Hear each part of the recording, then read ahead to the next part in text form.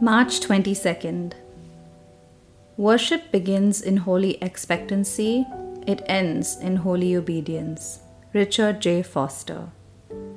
Today's devotion is taken entirely from chapter 11, The Discipline of Worship of Richard J. Foster's book, Celebration of Discipline. A striking feature of worship in the Bible is that people gathered in what we could only call a holy expectancy.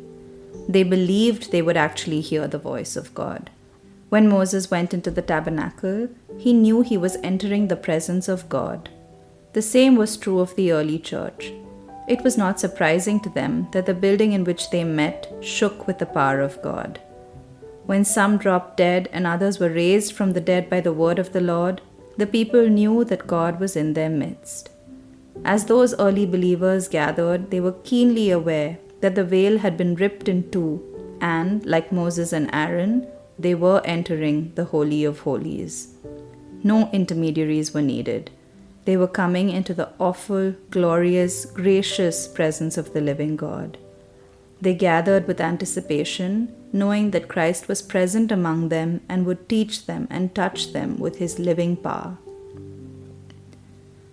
Just as worship begins in holy expectancy, it ends in holy obedience.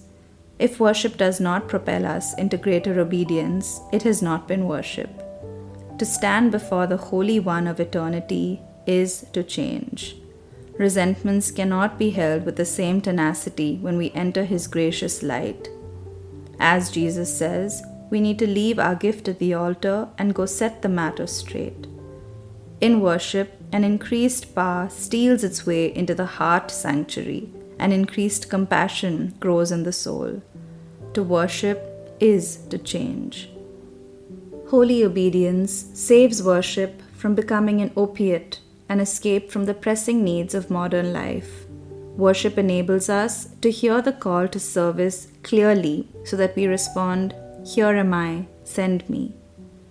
May we cultivate hearts of holy expectancy as we come into the place of worship, and may we end our times of worship in a spirit of holy obedience. Today's prayer. Lord, may my worship begin in holy expectancy and end in holy obedience.